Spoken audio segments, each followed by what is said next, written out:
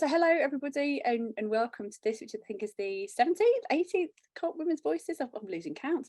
As you will have noticed as you come in, this webinar is being recorded and it will be made available on YouTube in the not too distant future. Another bit of housekeeping, please could you keep yourselves on mute unless you're asking a question. That'd be really helpful in terms of the sound and the feedback. There'll be a lovely long time at the end for some questions, but meanwhile, if you do have any questions, please do pop them in the chat box or raise your hand, and then we'll call you out and then unmute yourself and ask the question. So I think most of you are familiar faces, but for those who don't know, I'm Rebecca Harvey. I'm the executive editor of Co-op News, and with me is Sarah Aldred, who's head of international partnerships at the Cooperative College. For those who don't know, Co-op News is a magazine about and for the global co-op movement, and the college is its movement's educational arm. So we've been doing these webinars for nearly 2 years, which is slightly mad. And we've been speaking to the most amazing women found in co-ops around the world. It came out of the Co-op Women's Challenge, which started 10 years ago in Manchester and was designed to empower women working in the co-op movement, asking questions like how can women support each other, how can we build confidence, and how can we ensure a healthy work-life balance. So today I'm delighted to introduce Heather Roberts, who is chair of the Co-operative Heritage Trust. Heather works in archive and heritage consultancy, and as well as being the chair of the Heritage Trust, she is also the archivist for the Royal Northern College of Music and also does some part-time freelance consultancy by her own business, Her Archivist. So I'm going to hand over to Sarah now, who will be asking the questions. And as I say, if you do have your own questions, please do share them in the chat. Thank you very much. Oh, thanks, Bex. Hi, Heather. Just before I go into this, just that context really, it's as Bex has just said, really, it's understanding the source of women's lives, really, and that's why we have these very informal conversations with inspirational women. So that's the journey that me and Bex have been on. And so Heather, as our next inspirational woman, don't laugh, it's true. We just want to the first question really is around some of the key influences growing up. So we want to kind of take you from Bambino to where you are now and just understand who some of the key influences are. So if you could just start us with just talking that through with us. Yeah, I'd have to say my mum. I was lucky enough to have an awesome woman as a mother, like absolute legend that she is. And she was very young. She was quite young when she married my dad. They were both quite young. And they had 3 kids under 5 while mum was in her 20s. So there's a lot of, it's a strength, I think, that has pervaded through mum. That's just like, just get it done. Like, not got time for this, get it done. Like, which sounds a little bit rude, but is kind of that unseen pragmatism, I think, that you find a lot of it very explicitly in male narratives and stuff like that, where it's oh, they did this and it was great, and they did this and isn't that productive? And it's like, yeah, but check this woman, like she was doing all that, she wasn't even getting paid, love. So there's a lot of that in my kind of early childhood, particularly because my dad worked on the other side of the country. So we lived in Liverpool. I'm a secret Scouser, you can't tell, but I am. And then and then dad lived most of the week near Stockton-on-Tees. That's where he was working. He was a youth worker with a church. So mum was in Liverpool on her own in a city she'd never lived in because she's from Blackburn, with 3 kids. So it was quite a bubble, which was had its drawbacks and all that kind of stuff, but she was always there, always. So it's that consistency, I think, that has made her really impactful on me, and still is. Like, now that I think we talked about this when we met up last time, is the idea that you only see your parents as actual people, like when you're an adult yourself. Before then, she was my mum as like a concept or like a service. like the BBC that was just there. But it was only after I came back from uni that I realized that she was also a woman, her own person, had her own dreams, had her own fears, and unfortunately it didn't all revolve around me. Like, tragic. So What did was she in social work? Did you say that your mum? yeah, so both my parents are in social work. So my dad's a youth worker for a church, and my mum was getting a degree in teaching, and then she married my dad and quit all that. But now she's worked for about 20 years in a secure unit. So she works with young offenders who have been convicted of crimes, horrible crimes, but aren't old enough to actually go to prison. So she works on the education side of that, and she teaches them a lot of like practical life skills, like reading and cooking and gardening, and, you know, things that are useful to do. Not that other things aren't useful, but it's they certainly value being able to make a spag bol, so when they're out. Yeah, no, So she does a lot of that. There's a lot of social conscience in our family, either from a faith-based thing or a kind of social reciprocity element. Yeah, and that's clearly rubbed off on you, Heather. So It took a while, but we got there. Well, we've got some pictures that we're going to share, because I know we've done it with the other women as well. So I know we definitely do it with Gillian. So Bex, thanks for sending them through, Heather. And we're going to just scroll through these pictures, and you can just narrate. Feel free to laugh, everybody, because I was a weird kid. So feel free. Weren't we all? Cool. So are we starting with this one? Yes. Okay. So tell us, what's this? What are we looking at? So this is me as a teenager. I hated having my hair cut. I can't remember how old I am. I can't remember where this is. So my memory of my childhood and my teenage years is like radio static. I can't really remember much. But the one thing that I did do constantly was draw. I was constantly drawing. So when my mum was putting these albums together of all those kids over lockdown as a thing to do, she was like, there was loads of pictures of you as a child, but when you're a teenager, I can't find one where you're not just like either looking really angry or not looking at anything at all, just drawing. So it's a great picture. Yeah. It kind of encapsulates you, Heather, really, you know. So it's Yeah. Like, you all go and explore nature. I'm going to sit on a rock and draw something. But it turned out that drawing was very therapeutic for me, and it was very focusing for me. So I drew every day. I got real good. Haven't done it in a while, but yeah. This is me as a baby. Eyes are found. I know. My mum always described me as, you were just eyes, like you were just flesh and eyes. Just apparently I stared a lot, which I think babies do, but turns out when your eyes are that big and your default expression is kind of creepy, turns out it's a little bit sinister. But so yeah, this is me. I don't know how old I am. I think I'm only maybe a few weeks old. I'm not sure. I don't know. But this is me as eyes. Yeah, really happy to be in the world. Yeah. Again, just eyes, a staring baby with eyes, always checking things out.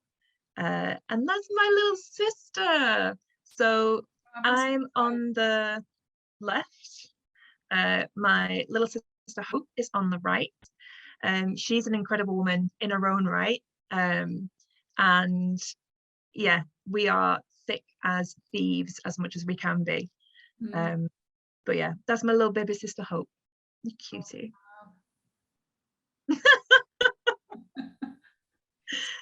This is me staring with eyes and pointing at a blow-up giraffe. Oh, and I love this one. This is so angelic. Oh, this is angelic, but if you take away everything else and just look at the eyes, it's very much a kind of Satan is my bitch kind of element to it. So yeah, so I was raised Catholic. My dad's family is Catholic and my mother's family is Protestant, so it's a mixed marriage. So this is my confirmation. The only thing I remember about this day was the giant cake we got from Costco, like one of those massive tray cakes. I didn't care about Jesus. I was like, get me that cake. That sounds great. Exactly. Yeah. But yeah, this kind of it's tricky because on the one hand, a Catholic upbringing gave me good education. Like that's one of the things that Catholicism does relatively well, is it attracts good teachers and it attracts a good education. But on the other hand, the idea of not necessarily Catholic ideology but Catholic culture took me a while to figure out that wasn't the way the world worked. In terms of not necessarily morals, but literally what exists and what happens and consequences and things like that. So, for example, I grew up under the umbrella of Clause 28. So I in a Catholic school with a Catholic education and a Catholic culture. So I didn't have any queer identity at all. 28 is as well, just... Oh yeah, so Clause 28 was, surprise, surprise, a Tory, a Tory directive. I'm not sure. Anyway, it became law. And basically it meant that when you were, if you were part of a service that was paid by central government, particularly education, you weren't allowed to, it was illegal to do anything that promoted like alternative family values or non-traditional family values, basically anything not heterosexual. So that pervaded through what children were taught about relationships, what children were taught about what was right and what was wrong, what children were taught about non-heterosexual identities, and also medical education, health education. It wasn't discussed. You weren't allowed to discuss it. And that pervaded until the 2000s. Like Clause 28, I think it started in the 80s or the early 90s, but it pervaded to the 2000s. So having a Catholic education and a Catholic culture, as well as Clause 28, there was a huge chunk of kind of like an identity that I didn't know I had, because I didn't know it existed and I didn't have a language to explore it. And language is so important in terms of shared identities and shared languages, to because you're always trying to find somewhere that you fit, aren't you? So if you don't have a language, or if there is no language to share that or to identify that, you just, well, I'm not that and I'm not that and I'm not that. It was really weird. It was weird. But because I didn't know, it wasn't like I was missing something. It was just, it wasn't like something had been taken away or I wasn't allowed to reach something. I didn't know it existed. I didn't know that was a thing. Like when my dad was young, and he was, I can't remember what he did. I think he had the flu or something, so couldn't go to church. But so his uncle took him, or his uncle's friend or something, and just took him out for some fresh air. And Dad said to him, oh, I'm really sorry, you're missing church for me, you're missing mass for me. And the guy turned to Dad and said, not everyone's Catholic, Leo. Like, he didn't know that you couldn't not be Catholic, because it's such a culture. So so the kind of, the confirmation was very much, the ritual and the thing that you do as a kid, as so many things that you just do because you're told to do them, and this is what you do next and next and next. But it also takes people, particularly people like me, down a path or puts them on tram tracks where there's not necessarily the right course for them. So I eventually just thought, nah, you're all right. Bye, Jesus. Yeah. Like, Jesus, great. Like, had great ideas, would have been a great cooperator. But yeah, it didn't work out for me in those circumstances. Yeah, no, definitely. And it's hard to find some role. So Bex, I think are we finished with the pictures now? Are we? Thank you. So yeah, and I think sometimes, it's hard when you, I'm a gay woman, and I was brought up, my dad was a vicar, so I was brought up in that. And it's hard, isn't it, to find those role models that you can hook onto when you think that's the norm, really. So I'm always really curious about other people's journey in that as well, so, and it's moving through that. So I'm going to take you now. So I've got some questions, but I'm going to be a bit indulgent here. So what you ended up, so you went, okay, that's not for me, and you then ended up at St Andrews, is that right? So yeah, I went as far away as I could as possible without getting on a plane. Okay, so go on, so talk a little bit about that, and ending up at St Andrews, and you did philosophy at St Andrews. So why did you do philosophy Yeah. at St Andrews, and who were you when you were at St Andrews? I know you were Heather, but Barely. So I've always liked thinking. I like, that sounds so arrogant, doesn't it? But I love kind of like taking a puzzle or taking an argument or a theory or something and just ripping it to shreds and putting it back together. Like, it's very satisfying for me to do that. So I was originally going to study theology because we didn't have philosophy, because I also went to a Catholic college, so we didn't have like philosophy as a thing. It was always theology. But then I thought, actually, no, I really want to do other thinking. So I applied to various places and they were all very far away. I didn't know it at the time, but I was very, very ill. So I was very mentally ill from really my childhood all the way through to adolescence. And I was just trying to get away from something that I didn't really know was a threat. And there was no threat. It was just me. I wasn't well adjusted. I wasn't well. I didn't maintain myself in terms of any kind of mental development. I was very much education, like, learn the thing. Nothing else matters. Educate. My family on both sides is very heavily education based. Education. Anything else can come through. We talked last week about, you were saying about, you had to learn to be a human being, which Yeah, is really interesting. I think a lot of people do, especially at that age, so. Yeah. So what does that mean? What did that mean for you, Heather? So when I was would have been early 20s, I think. So I would have been in university, and I'd gone far away and no one knew me, and I was kind of on my own, and I completely collapsed internally. So what I had to do, without really realizing it, was try and learn to be a human being again that was more sustainable.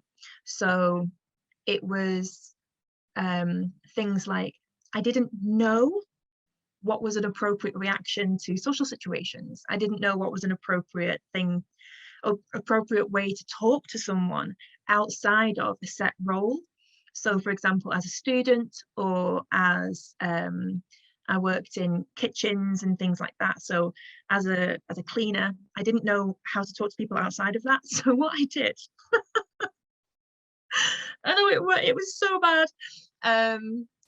What I did badly was mimic a lot of people and try and see people kind of, again, with the creepy starry eyes thing, is try and kind of observe people and figure out who I thought was doing it well, and I'll copy that.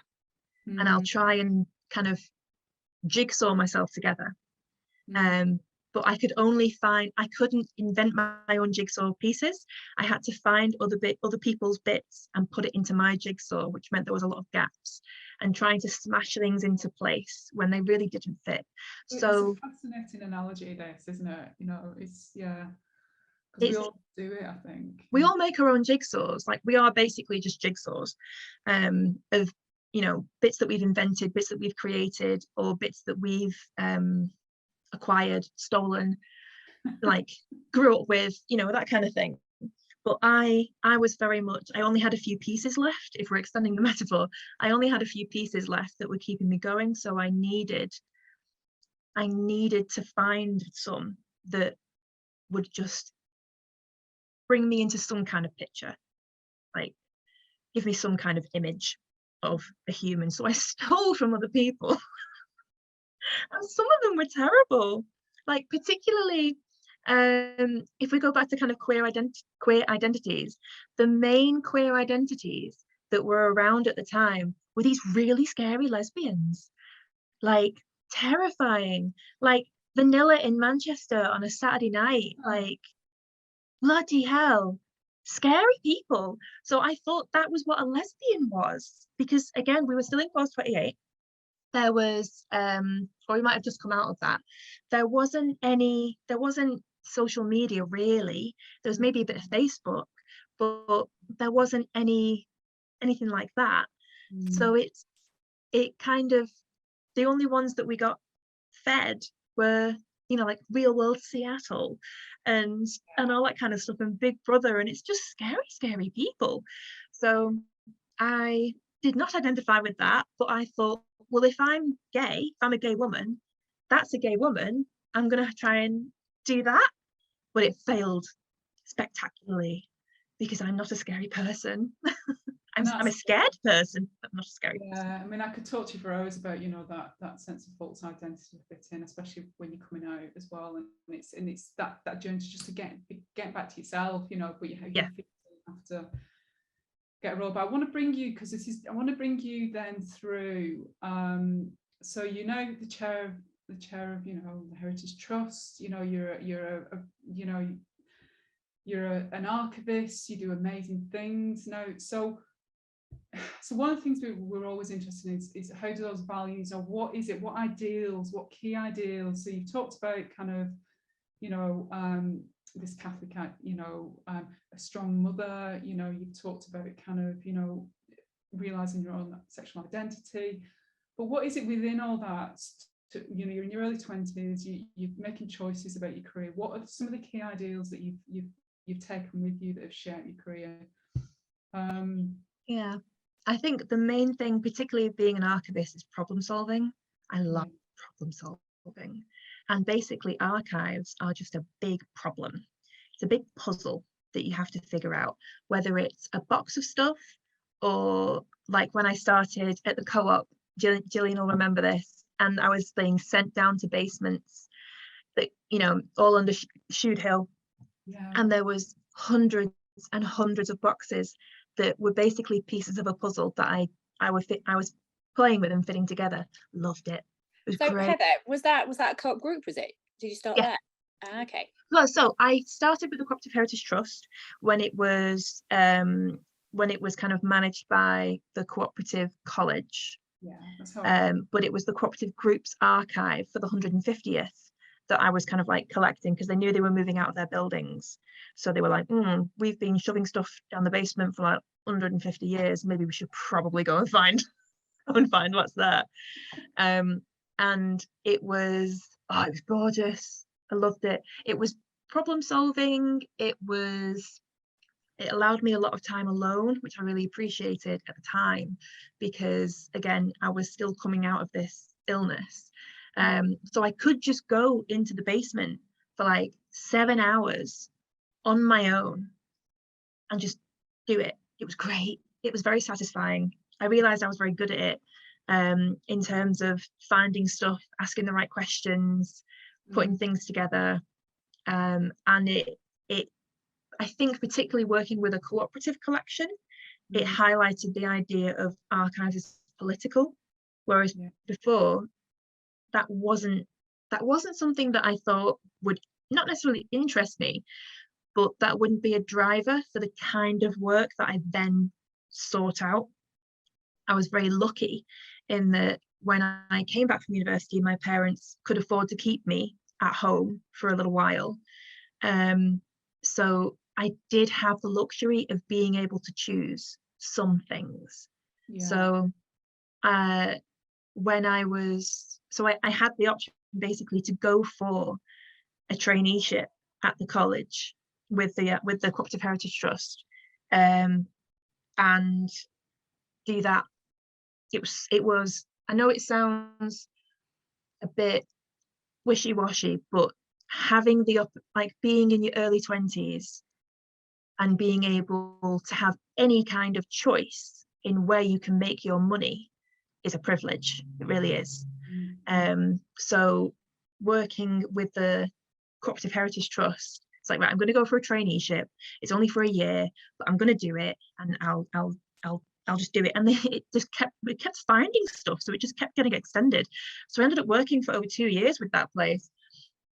I don't think anyone was quite prepared to have me in the office for 2 years, but it was great, and I really loved the problem solving. And then I got to know the cooperative movement, and it blew my admittedly tiny mind, the way that it evolved, the things that it did, the way that it did things, and that it still does, is very impressive, and it's very important. So the idea of making sure that those narratives are kept and that those stories are retained by the people who told them is really it's one of the things that really pushes me as an archivist, is that accountability to yourself, but also to make sure that people know, and organizations know, and charities know, and all that kind of stuff, that if you don't tell your own story, someone else will tell it for you.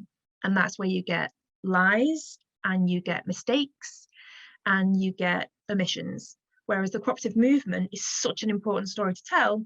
It really, really attracted me that they were so diligent about telling it, because that's how they communicated and connected, was they told people about cooperation.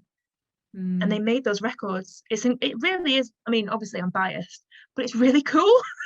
And that's the thing, you see, you're biased, but that we're talking about you, so, and what's your passions. And I met you 10 years ago, Heather, and I was there when you came to the college, and you used to come back from the archives and go, oh my God, this is what I found. And it was that real passion. Covered in dust. And it's something that you are passionate about, and that you're interested in around personal narrative. I know we touched upon that last week, really, and that's why we're doing these women's voices. It's important to hear the stories of women in the movement, really. So, and on that, so just gently onto the archives then. So how has that, I mean, you kind of touched upon it, really, so maybe but I'll ask it anyway. How has it shaped you as Heather, working in this, like you say, it's a political archive, it's because it's cooperative, how has that shaped you in terms of how you look at the world, and how you are, really? Yeah, I think it's certainly helped put things in perspective, which again, it sounds such a fortune cookie kind of response, but in terms of, again, the environments that we grew up in, the environments and the narratives that we were not indoctrinated into, but certainly were primary and weren't expected to be queried, like capitalism and Catholicism and other C words, and that kind of stuff. Cooperation as a C word didn't really come in to it, because it was all about competition. You've got to be the best at this. You've got to make sure that you don't do these things. You have to be the best person you can be. And it was very much insulating in that way, and isolating. So the cooperative archive kind of proved, and this is a great thing about archives, it's evidence. It evidenced that wasn't necessarily the right way to be. You don't have to be the best at everything. You just have to work with other people to make sure that you have the best outcome as a whole.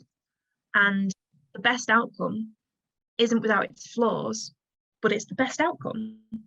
And it was that, again, tiny mind blown, that would be not just allowed, but encouraged.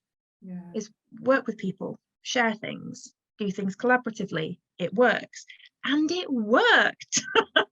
Like, the archive showed how that worked, how that is true. It's a true way of being. It's a very human way of being. It's a humanitarian way of being.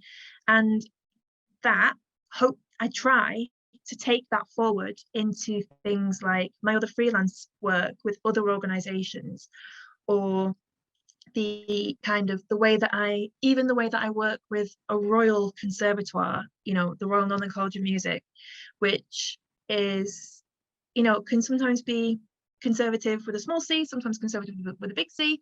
It's not necessarily something that I don't find myself just under the umbrella of whatever I'm paid to do. I find myself always under the umbrella of cooperation. I think I do, but I hope I do. This is the other C as well for you. Is that you? I mean, not that I'm putting things on you, but I am. Is that curiosity? That really, that curiosity. You just, as I've known you, just that constant curiosity, which leads to being really open-minded and just seeing what you find. I guess that's where the archive. I mean, just going back to women and you as well. So within that archive, is there any? We touched on this with Gillian as well. Is there any women in there, or any women who you want to mention who've influenced you? You mentioned, who did you mention? Jane Speller? Yeah, Jane Speller. Jane Speller was the first professional archivist I ever met. Actually, no, tell a lie. There was a female archivist that came to a careers day, or like a careers thing at St Andrews, and all the philosophy students were like invited, and your two options were become an archivist or become a lawyer. Didn't want to become a lawyer, and the archivist was honestly the dullest person I've ever met, and I thought, well, I'm not doing that. So then I ended up going down an idea of librarianship, and then I talked to a librarian, and he said, you'd probably be better as an archivist, and I just went, okay. And that was like 12 years ago. So the first archivist I ever worked with was a lady called Jane Speller. We worked with a Chinese community archive in Manchester, and she was very much a mentor. She was very much, I think we talked last time about the idea of people being gatekeepers and then kind of like pathway facilitators. And I am very, very lucky in that most of the people that I've worked for have been pathway facilitators, like Jane Speller, obviously Gillian, yourself, amazing with that, and people that I've worked with at the Royal Northern College of Music, like Anna Wright, who was the head of librarianship, and Sarah Dardenne, the current head of the library service at the Royal Northern. They are very much facilitators, and it's not necessarily the idea of delegating or anything like that. It's just allowing people to be their own professional. That's really, really come across, I think, with the people that I've worked with, is that element of facilitation. Jane was the first one to ever really show that, I think. It was very much like, you want to do this? Okay, I'm gonna get you onto this course. I'm gonna bring you into this conversation. I'm gonna trust you to do this and this. And it was sort of being thrown in at the deep end, but it was also very much a recognition of, you want to do this? Awesome, I'm gonna help you do it. It was really, really valuable. Yeah, and it's important to hear that, isn't it, really, around, and that's around that kind of shared passion, and actually it's paying it forward, isn't it? It's a generosity in kind of in that, really, and we hear it quite a lot actually in these interviews, really. And it's not just with women, men do it as well, but it tends to be that women's narrative, isn't it, that we pay it forward, and and some women also don't, but it's been a really interesting so the next question then really is bringing more back to co-ops, because you're the chair of the trust, and these are more of the day questions, really. So what key opportunities and challenges for women are there for women who work in co-ops? I would say, So I was thinking about this quite a lot, and I'm thinking, oh, do I go back into history and like give some examples? I don't think that's not quite what I want to share with this. But I think the opportunity, something that we just touched on there, is the framework to help and be a team and have impact. Yeah. Like for anyone, that the co-op movement does that for anyone. But it's taking ownership of that stereotype of like female working practice. It's collaborative, it's, you know, it's conversation based, it's this, that, and the other. And it's taking that, it kind of allows women to take ownership of that framework, that structure, and that stereotype, and go, yeah, because it works, lad. Like the reason that we do this is because it works. And cooperatives are very good at that. You can't dictate a cooperative. You can't, you know, micromanage a cooperative. It's very much that kind of stereotypical female working practice is the cooperative practice. So it's a nice way to, I think the opportunity is to kind of really own that and not have to justify it.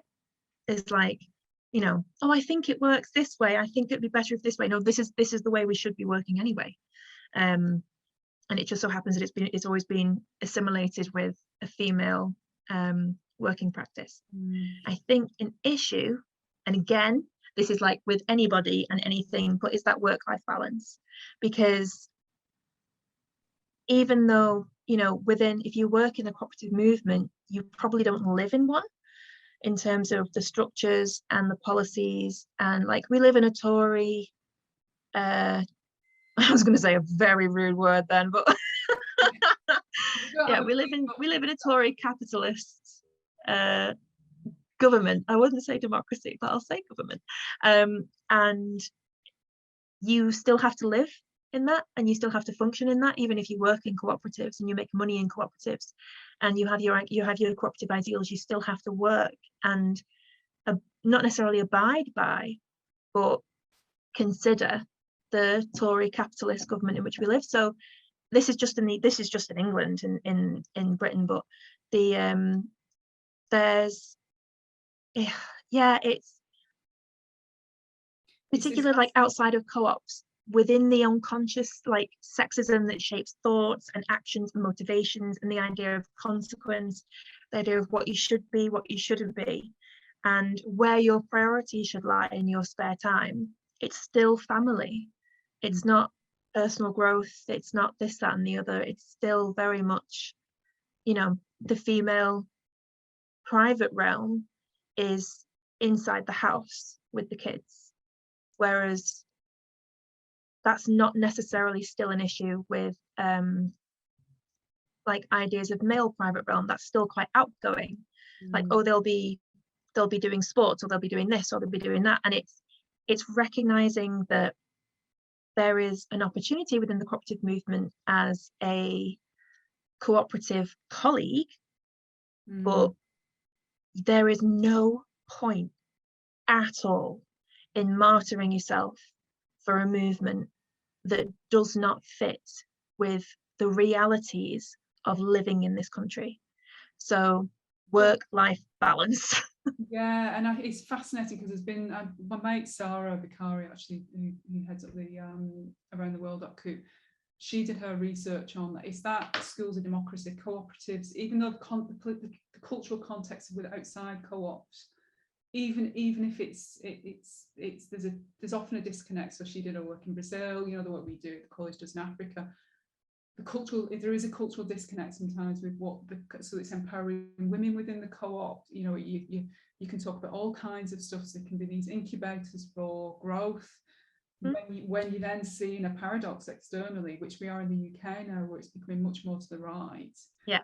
But these co-ops can be these schools for democracy, can be schools for learning what do values, what does equality and equity mean, what does sexuality mean, what does, you know, and it allows those discussions to be had, actually. And I find that really fascinating, Heather, actually. And there's loads of stuff on that can be explored, I think. But anyway, I just wanted to jump in because I'm passionate about that, really. So and and especially now, like you say, because we are the politics isn't getting better quickly. We're going to enter another period of far right kind of politics. So, and that's going to be a big challenge for the co-op movements, and it's how we can hold our own and hold our ground in that, really. So anyway, it's 1:45, and I've got a couple more questions, and then there's a final question we need to come to. So I'm just trying to choose which one. I'm glad there's a huge one here about the key challenges of our time. So yeah, trying to go at that one. we'll have a go. Aside from the obvious thing we've talked about, like Tories and that kind of thing, and then there's the obvious kind of like the environment is buggered. And it's very, very easy to kind of get stuck on infighting within politics and stuff, but like, no, the world is genuinely dying. The planet on which we live is dying, and that is a problem. And that will affect things like how much things cost and where people can go and what jobs will be available and how healthy people will or will not be. That's a massive problem. But the main thing that I encounter, for me anyway, in our times is the kind of fractured movements that are supposed to be fighting against these massive issues, but manage to fight between themselves. Yeah. And it's things like the fractured feminist movement of who's a feminist, who's a woman, what does a feminist mean, what should a feminist be, which is really, really contradictory to the idea of feminism. What should you be? It's stupid. And even again, things like environmentalism is the idea, the fractured movements within the whole thing of we want to save the planet and we want to make sure that we can still continue to live healthily on this planet, but there is so much infighting in there, and there's so much, I don't want to say, people use the word misinformation. It's not misinformation, it's bloody lies that are shared and given a platform and used as propaganda to keep those civil wars going. That's the problem. We are too bothered fighting each other over things that we are supposed to be agreeing on, but somehow we manage to piss each other off, to actually solve the big problem, which is the world is dying and the government's shite. And it's a big distraction, isn't it? It's such a big distraction. And and I think again with the co-op movement, I think we're healthy critical thinking, open debate, and having those spaces where we can, and even if we don't know stuff and go, I'm not sure what I think about this, where's a safe space I can go? Yeah, exactly. And that's all been shut down to, you have to, something's black and white, and it never is. We all carry our own narratives, but another again, I think the co-op movement is interesting. Anyway, Heather, I could talk about politics. It's about you. So environment, there's all kinds of issues there. But before I get to the final question about women, and so we've got importance of female role models, and also what message would you want to give to women today? Before I go to the final question, then we'll open it up for 5 minutes. So I think the importance of female role models is just that that mirroring is, it's even though it seems very arbitrary, but if I see someone with the same or similar biology as me, or say similar gender identity as me, then doing something that I value, it makes me think that I can do that too. It's really simple, and it doesn't have to be necessarily big, massive, conquer the world kind of things. That I have known women like that, and they're terrifying, but very impressive people, but I don't see myself in them. But women that have overcome things, or women that have found their own identity, I think, all right, okay, well, it's not a stupid thing to want then. It's not a silly thing to try for, because they're like me and they've done it, so let's try. And I think it's something that I would definitely the message that I'd like to give to anybody, any female, anyone identifying as woman, anything like that, is learn about your biology, learn about your body. It will dictate a lot of your life. And there is so little information that we are shared, that we are told, that is available about women's bodies, particularly sexual reproduction and chemical kind of hormonal things and the changes that we go through. And so much is dismissed about female biology, but your health comes first. I learned that the very, very hard way. So take stock and realign your priorities to learn about your body, because it's the only one you've got. You live in it for the rest of your life, and it will dictate your quality of life if you don't understand it.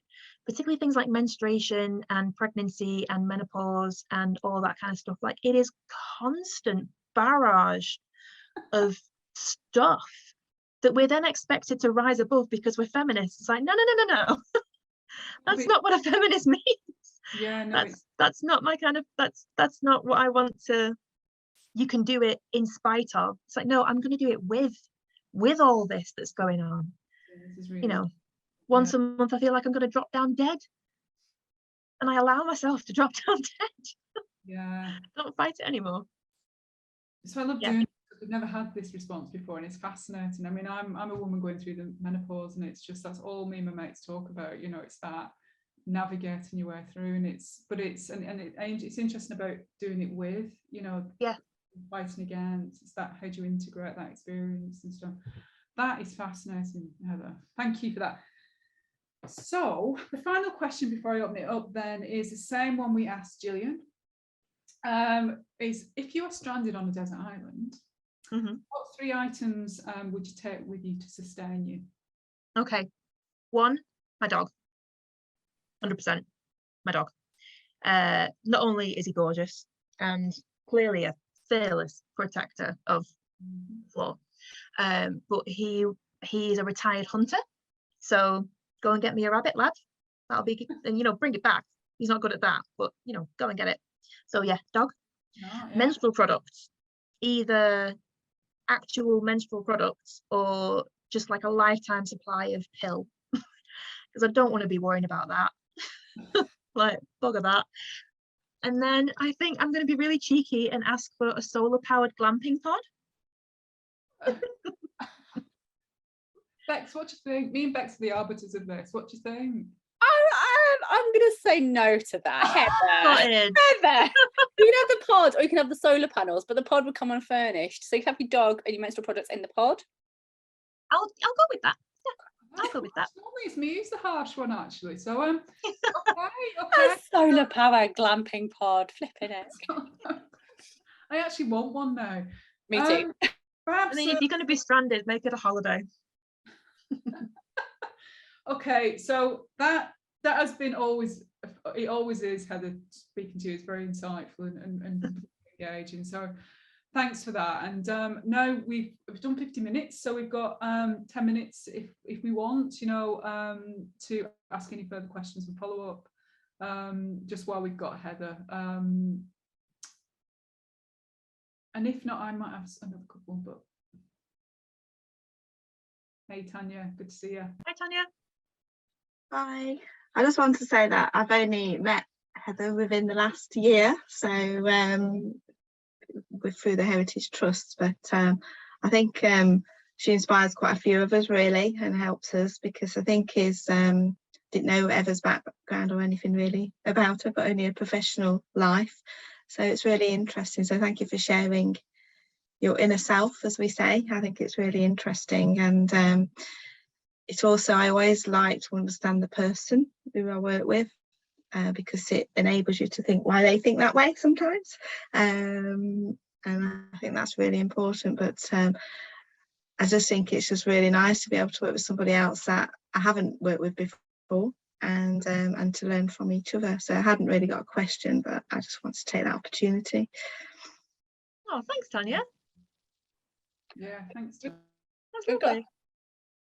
We've got a couple of questions in the chat now. A boring one from Adrian. Is it boring there, Adrian? Let's see. The one about the archives and seeing what stories they hold about the movement and members' gender and sexual identities. And I guess alongside that, Hayley's asked, what was the most interesting thing you found in the basement? So I wonder if you could talk to both of those, whether there's some crossover there. In terms of gender identity and sexual identity, historically not much, mainly because it was not something that was, again, there was no shared language for it, and most of it was illegal anyway.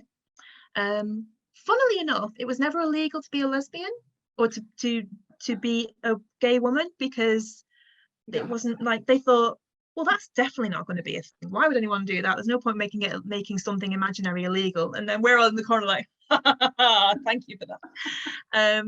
So historically, there's not much. A lot of it, if you're interested in the kind of historical element of queer archives and queer identities, the National Archives and the Archives Plus at Manchester have really interesting guides, because a lot of it is in code, not just like Anne Lister's diaries code, but a lot of it is coded language that you won't find gay or homosexual or queer used in the same ways, or even at all. Lately, however, and this is something that the Co-operative Heritage Trust is interested in doing, is collecting more contemporary voices. So actively collecting what will become historical narratives on historical records while they are being created. So oral histories with LGBTQ plus people in the movement, or queer co-ops is a huge thing. Queers love a co-op. So there's a lot of things that we can fill that gap while we are now allowed in a very, I really don't want to say we're allowed to talk about it and allowed to ask questions, but it really does feel that way within history. We are now allowed to ask those questions. So going forward, that will change, hopefully, fingers crossed. The most interesting thing I found in the basement, where to start? Apart from the asbestos in the wall, did I tell you about this, Sarah? I think I came back and Gillian, I told Gillian, and we both kind of looked at each other like, well, too late now. I was in the old bank building in the basement, and there's a guy called Andy Goodwin, I think he was, and he was like the estates manager. And he used to bring tours down to the basement to see me. I was like part of his tour stop, like a little goblin in the basement. And one of them, people said, you know, there's asbestos down here, right? And I went, nope. It's like, well, as long as you don't go through, as long as you don't start like punching through walls, you'll be fine. I'm like, cool, thanks for that risk assessment. That's really reassuring. But in terms of the coolest thing that I did find, there are some fantastic first-hand accounts of international delegations, either to other places or international delegations coming to see the co-op. I think what most people don't realise outside of the co-op, but also outside of the movement, but also sometimes within the movement, is a lot of it started in Greater Manchester as a problem solver.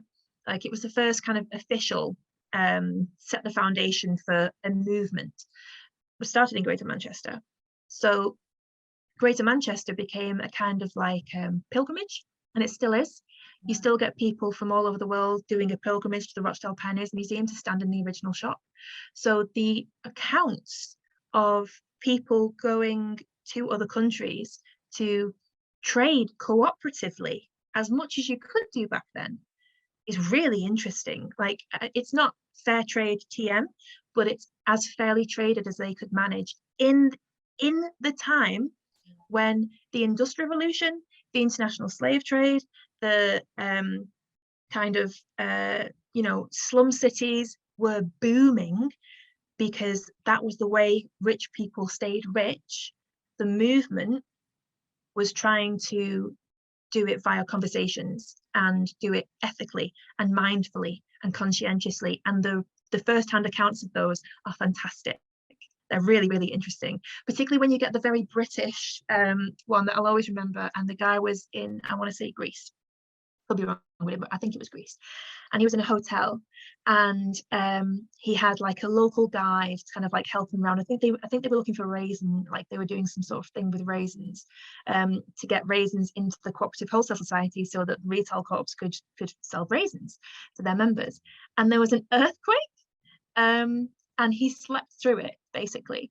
And his local guide came and said, we've got to go. And he basically said, not before I've had my breakfast. I think not. And it's just so, you know, wonderfully human.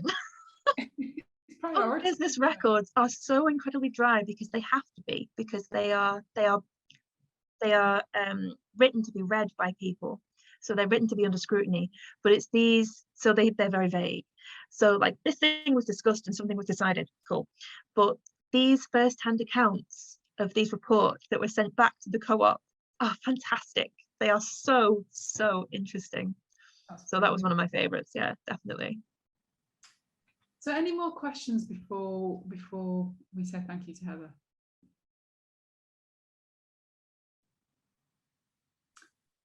Okay, Bex, have you got any questions, or are we good? Okay, Heather, it's been an absolute joy. It's been a really I've got loads of things I want to follow up with you, in terms of, it's just fascinating just listening to you. So thanks. First of all, thanks for your time. Thanks for, being very personal about your own journey, and sharing that, because that really helps other people. You have no idea how much it does help. And just thank you. And thanks everybody for kind of for giving up an hour of your time to listen, and support the series really. So Bex, do we have a date for the next? We do, yeah. Just so before we go on to that, there's some lovely comments in the chat. I'll just read out so people can hear this when it's on YouTube. It says, Stacey says, wow, Heather, this has been amazing. Thank you for sharing your story. Totally inspired.